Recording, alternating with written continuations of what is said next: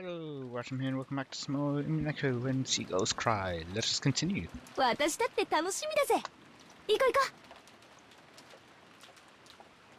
As we left the room, Canon-kun bowed silently and respectfully. う。じゃあ行こうぜ。外の振りはだいぶひどいだろう。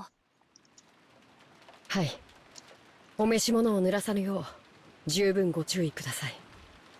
After seeing the three of us out, Canon-kun peered into the empty room. マリア様はいらっしゃいませんか？一緒じゃないぜ。ローザおばさんと一緒じゃないのかよ。Dun dun dun!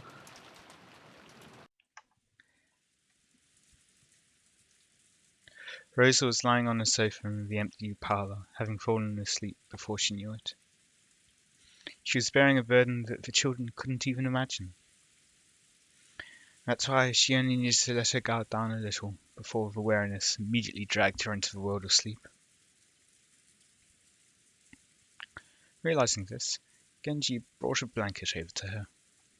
When he tried to spread it over her, her eyes snapped open as though she'd been shocked with electricity. Was it static?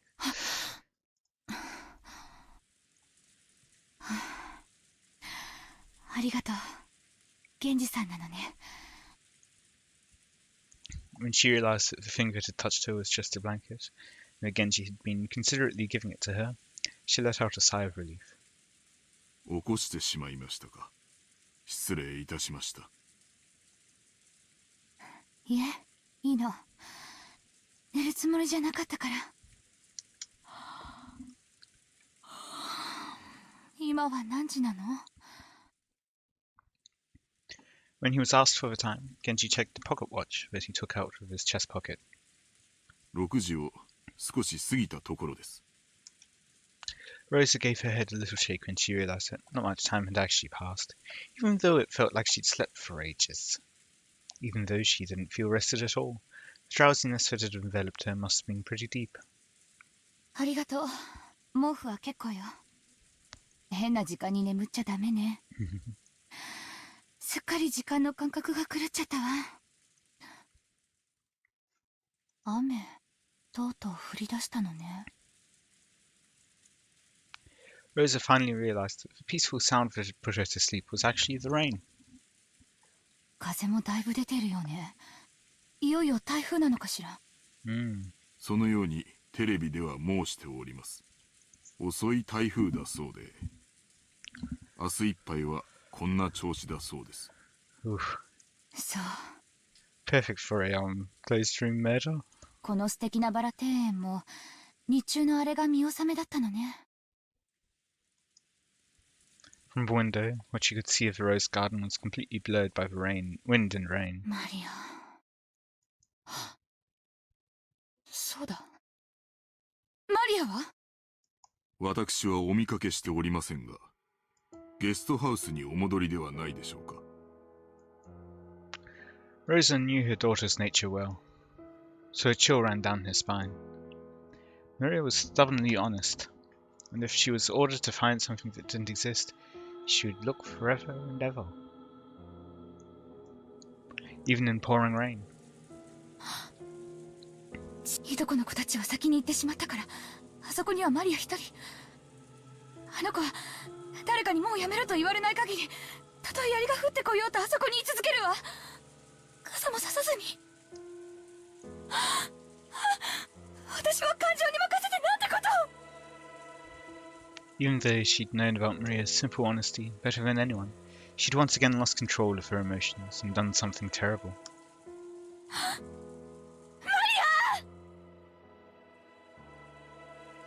Rosa pushed Genji away and ran down the hall. Whew. Yeah, that does look rather serious. The outside really looked like a typhoon, and the rain was pouring down spectacularly. Maybe because of some aspect of the train, the winds weren't typhoon class, so an umbrella wouldn't be torn out of one's hands. Even so, it certainly was a windy rain. There was no time to admire the roses being drenched. とりあえず今はマリアが気になるぜ。まさかあの後もずっと一人でへそ曲げてあそこでバラ探しをしてるなんてことはないよな。そうだね。さすがにこの雨じゃ Well, apparently she would. と思いたいところだけど、マリアちゃんはたまにすごく頑固でものすごく愚直な時がある。We hadn't worried much, thinking that Aunt Rosa had taken her back to the mansion. However, when Kanunkan had come from the mansion to call us and thought Maria was here, we got a little worried. お屋敷ではお見かけしませんでしたので、てっきりこちらにおられるとばかり。ローザ様は仮眠を取られておいででしたので。ここに来る途中に見かけなかったのかよ。申し訳ございません。傘を差し急ぎ駆け抜けたもので、 Which is そ fair こまで enough. の注意を払いませんでした。 If he'd cut through the rose garden, taking the shortest line between the mansion and the guest house, then he would have just barely missed the place where Maria had been looking for her rose. And it was raining this hard too. It certainly would have been possible for Kanunkan to fail to notice her. ここで議論するより直接確かめる方が早いさ。兄貴、ちょいとかけっこといこうじゃねえかよ。6年成長したから僕に勝てるつもりかい？よし、決着をつけようじゃないか。行こう。George, Anarchy and I flew out into the rain. Jessica and Kanunkan followed us. But she also apparently isn't bringing an umbrella. ローザおばさんだ。おばさん！ When George Anarchy called back, Aunt Rosa jumped at him and grabbed onto him. マリアはどこ？ジョージ君たちと一緒じゃないの？いえ、僕たちはあの後マリアちゃんには出会ってません。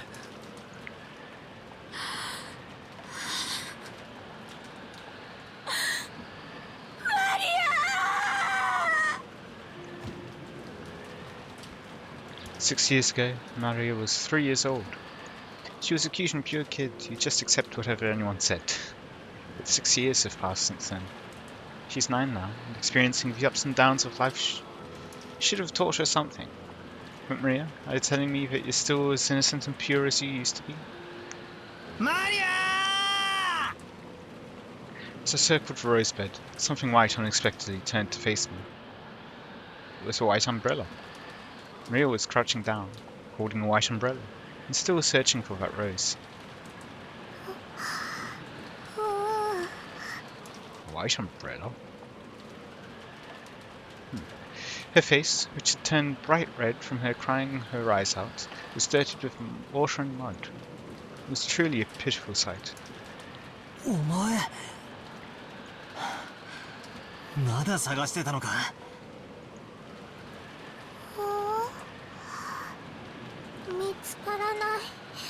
Sounds like she might be, like, have the cold or something. Or just be very cold. Should definitely get inside soon. Maria had probably been here since rain started pouring down. Her shoulders were freezing. She looked tired to the bone, but fortunately, since she was holding an umbrella, she wasn't completely soaked. The umbrella probably came from the handbag Maria always carried around. Thank goodness. Seriously, thank goodness. バトラ君、よかった。見つけたんだね。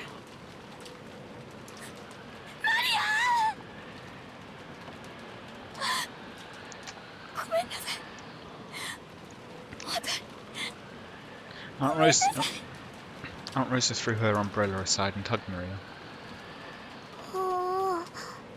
ない。マリアのバラがない。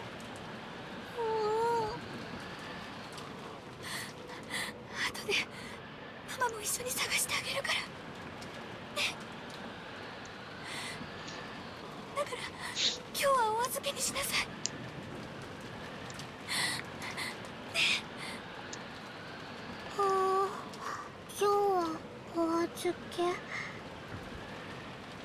It looked like Maria still wasn't able to accept it, but she no longer had enough energy left to resist. Jessica and Kanunkan caught up with us. すぐにお屋敷でタオルの用意をさせましょう。マリア、ずっとここにいたのか。ごめんね、本当に悪いままでごめんね。ローザおばさん、とりあえずお屋敷に行きましょう。このままじゃマリアちゃん風邪をひいちゃう。そうね。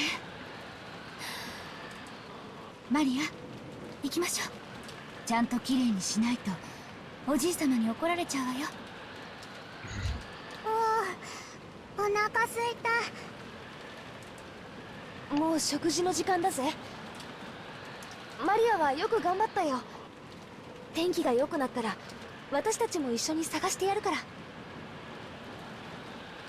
We couldn't stay in the rain forever. We took Maria with us as we headed back to the mansion. Maria apparently wasn't as worn out as I thought. When she remembered we were having calf steak for dinner, she started chanting, I'm hungry, ooh, ooh, and returned to her usual spirited self. Aunt Rosa didn't chide Maria for saying ooh, ooh. そっか、傘を持っていたのか。さすがマリアは物持ちがいいぜ。マリア、傘なんか持ってない。Da da da. なんだよ。じゃあその手に持ってる白い傘はどうしたんだよ。 And if someone handed her the umbrella, then there wouldn't have been the whole searching for her part, because they'd know that she was outside and all. 貸してもらった。 Some caring person must have brought her an umbrella. A normal kid would look for shelter once it started raining, but Maria was too stubborn to give up so easily. So maybe that caring person gave up on telling Maria to find shelter and then decided to at least give her an umbrella. If they gave up, they'd probably still tell someone about it though. そう、その人にお礼を言わないとね。誰？はい、ベアトリーチェ。 The name Maria cheerfully mentioned was that of the island's witch. Rosa took a deep breath and asked again, trying to do so in a way that wouldn't damage Maria's good mood. そう、よかったわね。それで誰なの？傘を持ってきてくれた人は。おお、 I already told you it's fish. ベアト、リーチェ。おお、おお。 Maria immediately realized that her mother didn't believe her and started crying out unhappily again. Rosa stopped pursuing the subject. It'd probably be faster to ask whoever lent Maria the umbrella during the dinner rather than ask Maria herself.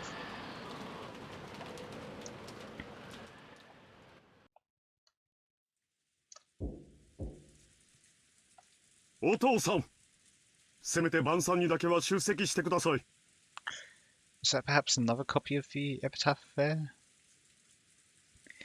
That kind of looks like the part where it's talking about like Bray's whatever it is.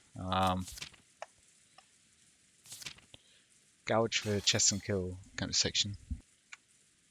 これでは親族会議になりません。 Long of a dull pounding on the door. The sound of Krause's entreaty could be heard. However, that voice seemed to be resigned to the fact that nothing it said would be heard. 金蔵さん、せめて夕食くらいは出んかね。 I wonder if あ he's んた actually の顔を見ようと息子さんたちが集まってきてるんじゃないか。黙れ南條。ビショップが聞かぬか。I was about to ask if they're playing chess. 言って足りぬ。 Apparently, Kinzo was completely focused on the final battle of his long-lasting chess match with Nunchal. Kinzo's brow was wrinkled as he continued to glare at the game board through his spectacles.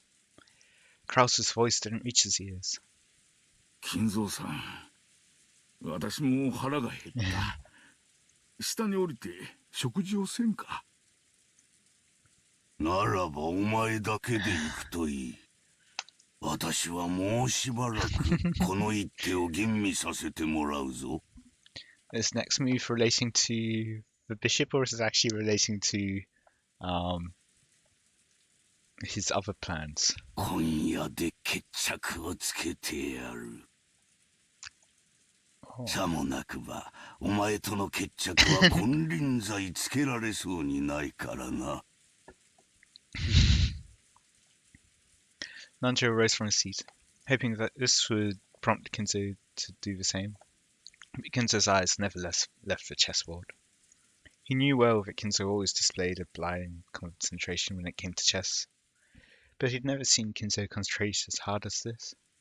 It was almost as though Kinzo was telling the truth, and there would never be another chance for them to continue their contest if they didn't finish tonight. It seemed that, no matter how obstinately he called out to Kinzo, it wouldn't reach the latter's heart. Nanjo gave up and headed to the door that Kraus was still banging on. The door to the study opened. Kraus was taken aback, thinking that maybe Kinzo was actually coming out. However, Nanjo was the one who appeared, and Kraus let out a sigh of relief. 南條 relief. 先生親父殿はお役に立てなくて申し訳ございませんな。今や金蔵さんの世界はこの部屋だけです。 And Beatrice. Nanjo shook his head with a completely defeated expression. Kraus raised his fist once more and banged on the door, shouting, お父さん聞こえますか。私たちは下へおりますが、気が向かれたらいつでもおいでください。息子兄弟一同ずっとお待ちしておりますよ。 His voice was very loud, and he was making a racket pounding on the door. There was no way it wouldn't reach Kinzo's ears. Well, it certainly was reaching him, but he ignored it anyway. However, unlike the time he'd been called down for lunch, he didn't fly into a rage. By now, Kinzo was calm at heart, almost as though he had taken on a philosophical view and turned himself over to fate. 晩餐にも息子たちの顔にも興味はない。私がここを出るのは、ベアトリーチがよみがえる時か、私が鍵の生贄に選ばれた時だけだ。I wonder if Kraus can hear that. もう悪魔のルーレットは回っている。Or if he's speaking softly enough that it won't reach him. 今さら晩餐に何の意味があろう。 Although the painfully loud banging on the door completely failed to enter his hearing, Kinzo silently thought about his next chess move, still in his philosophical state. Just as always, Kinzo's figure couldn't be seen anywhere in the dining hall. Kraus, wearing a bitter smile, returned with Nanjo. 親父殿は相変わらずご気分が優れられないそうだ。年に一度の親族が集まるこの機会に同席できないことを非常に残念がられておられた。 Everyone Rudolph sniggered. Given Kinzo's personality, there was no way he chose signs of regret. And none of his relatives showed any regret at his absence. ではディナーを始め、ゴーダ、始めたまえ。かしこまりました。それでは始めさせていただきます。 When Gurdo was told to start the family conference dinner, his biggest time to shine of the whole year, he nodded with a broad grin. マリアに傘を貸してくれた人は誰かしら。 When Rosa timidly cut through the silence of the dining hall, everyone noticed. 傘？何の話？さっきマリアがバラ庭園にいた時に雨が降り出して、誰かに白い傘を借りたみたいなんだけど、お礼が言いたくて。俺たちじゃねえぜ。ローザが出てった後は部屋を移してずっと仲良くおしゃべりをしてたからな。And the cousins were all together, so it couldn't have been them. And the servants were doing something probably. そうやで。あの後も兄弟で仲良くおしゃべりをしとったのや。The word friendly fell awkwardly from Hideyoshi's lips. What about Natsuhi? I wonder. So even those who hadn't been present could tell the conversation hadn't been a pleasant one. 少なくとも私とエヴァとルドルフとあと秀吉さんと桐江さんではないことも確かだがね。私たちは夏日姉さんとローザさんが出て行った後もずっと一緒だったわ。食事の時間までずっとね。兄さんは源氏さんと一緒にお父様を呼びに上の書斎へ。I wonder why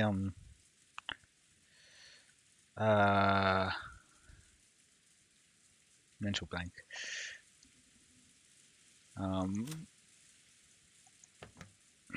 Wonder why Maria isn't speaking up. 私たちはそのまま食堂へ直行したもの。だから私たちではないわね。傘を貸すなんて親切、使用人の誰かじゃないの？じゃあ郷田さん？私はずっと厨房で準備をしておりましたもので、申し訳ございません。Goda looks slightly disappointed about missing this chance to show off. At that time, Shannon and Kumasawa appeared, pushing a serving cart loaded with hors d'oeuvres. じゃあ熊沢さんかシャノンちゃんかしら。はい。何か粗相がございましたでしょうか。Aww. Shannon had come in part way. She shrank back, mistakenly thinking that the others were 違うよ。searching for the one responsible for some error. マリアちゃんがバラ庭園に一人でいた時に雨が降ってきてね。誰かが傘を貸してくれたんだよ。ローザおばさんがその人にお礼を言いたいって言うのさ。ああ、ベアトリーチェ。Miria, her mouth thin line, said the witch's name in a small voice. Aunt Rosa explained the situation one more time. As she did, Kumasawa's son cackled. 私たちでもございませんよ。私もシャノンさんも一緒にお部屋の準備をしておりましたから、お外には出ておりません。はい、気が利かなくてすみません。部屋の準備とは何のことかね。この雨ですから、客人の皆さんがゲストハウスにお帰りになられるのも大変かと思って、使用人たちに屋敷内の客室の準備をするように命じたのです。あら、気が利くじゃない。そうね。この雨の中、表に追い出すのは失礼だものね。もう予算か。はい。奥様からそのようにご指示を受けまして、私と熊沢さんとカノン君の3人で準備をしておりました。So far, the only ones unaccounted for are Genji. And I think that's it, because except maybe possibly the Nanjo. But Kinzo was almost definitely inside his room the whole time. Isn't any of these you've established? Probably isn't Nanjo. Haven't heard from Genji, but we have heard from all of these, where they were. そしてご夕食の時間になり、源氏様からゲストハウスのお子様方をお呼びするようご指示をいただいたため。Actually, we don't have any confirmation on Natsuhi, but everyone else has at least one other person vouching for them as to their location. Or, I suppose Gorda doesn't exactly have anyone vouching for him, but he does have a dinner to cook. ええ。ですから、カノンさんがゲストハウスに行かれるときに、マリアさんを見つけて、傘をお渡ししたのではありませんか？ほー、違う。 The person who had actually received the umbrella denied it. Rosa was troubled. All she wanted to do was give a word of thanks to the person who had lent the umbrella, but she couldn't find them. And she'd thought asking like this with everyone gathered for dinner would work immediately. じゃあ夏日姉さん？ごめんなさい。私は皆さんとの仲良くの語らいの後、頭痛がひどかったので自分の部屋で休んでいました。ですから表へは出ていません。 And also, there's no reason to lie about it. Anyway. なら誰なの？ジョージ君たち？ Unless you're intending to perpetuate the idea that Beatrice is on the island. Then you'd need to convince a kid, and that's never a guaranteed thing. なわけないわよね。いえ、僕たちじゃありません。僕たちはずっとゲストハウスでテレビを見てました。むしろ私たちはマリアはおばさんと一緒に屋敷に行ったとばかり。そこへカノン君が来て、マリアは一緒じゃないのかと聞いたんで、初めて屋敷にはいないのかって分かったんだよ。第一俺だったら傘を貸すより先に手引っ張って屋根の下に連れて行くぜ。Rosa was completely baffled. One by one, relatives and servants denied that they had done it, and though it really wasn't something anyone would need to hide. So, by process of elimination, the number of remaining candidates wasn't large. もちろん私でもありませんな。Yeah. 雨が降り始めてすぐの頃、金蔵さんの部屋を訪ねて、ついさっきまで一緒にチェスをしておりました。ということはおじいさまでもないよね。なんだなんだ、妙な話になってきたぜ。あと残るのは誰だ？ Genji? じゃあ誰？ However, on the other hand, you have the person who received it saying it was Beatrice. 源氏さん？ちょっと待って。別に私は何かの犯人探しをしてるんじゃないのよ。雨の中のマリアに傘を差し伸べてくれた人に母としてお礼が言いたいだけなの。 Giving an umbrella to a girl lodging in the rain was something to be praised, not hidden. Despite that, no one raised their hand. Why not? Everyone started whispering about how strange this was getting. 落ち着けよローザ。傘を借りた本人に聞けばいいじゃねえか。That's what everyone had been thinking since the beginning. They were all scratching their heads why she didn't just ask Maria, who had been given the umbrella. However, Rosa bit her lower lip. After all, she already knew how Maria would answer if asked. どうりや。ルドルフ君の言う通りやないか。マリアちゃん、おじさんに教えてえな。マリアちゃんに傘を貸してくれたのは誰や？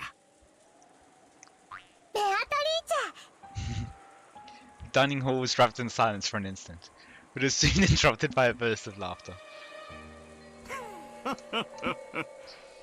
なるほど。森の魔女ベアトリーチェが不憫に思って傘を貸してくれたか。いい話じゃないかね。ローザ、そういうことだ。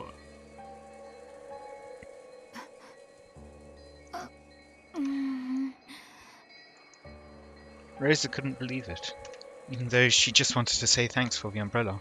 Why did everything have to be so clouded in smoke? クラースおじさんの言う通り、ベアトリーチェが貸してくれたの。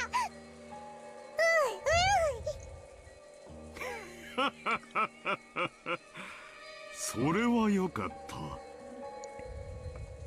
無垢だというのは実に羨ましいことではないか。なあ、諸君。Kraus was laughing with a face that was clearly mocking. But Maria was overjoyed, apparently convinced that her claim was being believed. 一体どうなってんの？まさか本当に魔女が現れて傘を貸したってのかよ。 Jessica asked me in a small voice that wouldn't carry over to Maria, who was sitting across from me. マリアって冗談が言えるタイプだっけ？ If we'd heard that kind of story pop out of my old bastard's mouth, we would have taken it as another joke. However, it was hard to explain it away like that when Maria said it. This was getting pretty unnerving. いや、昔から愚直なぐらい正直で真面目だよ。普通なら聞いただけで嘘とわかるような冗談すら鵜呑みにするタイプだぜ。Yeah. So if it was someone she knew, she'd definitely say it was them. The issue is it might be Witch Beatrice, or it might just be someone else who's claiming to be Beatrice. It's another possibility. マリアから冗談を言い出すなんて聞いたこともない。 Aunt Rosa probably knew that better than anyone. It appeared that because of this weird situation, she had no idea what was going on anymore. じゃあマリアがベアトリーチェに傘を借りたと言ったなら、それは間違いなくベアトリーチェなのか。マリアに関してだけは何かの比喩とか冗談とかそういうことは考えられねえぜ。額面通りの意味だと思うべきだろうよ。じゃあなんだよ。 And on that question, I'm going to end it here for today. I hope you all enjoyed. Let me know any feedback you have in the comments. Any tips, suggestions, etc. And yeah, what you think is going on, unless you actually know what's going on, in which case, yeah, please don't spoil it.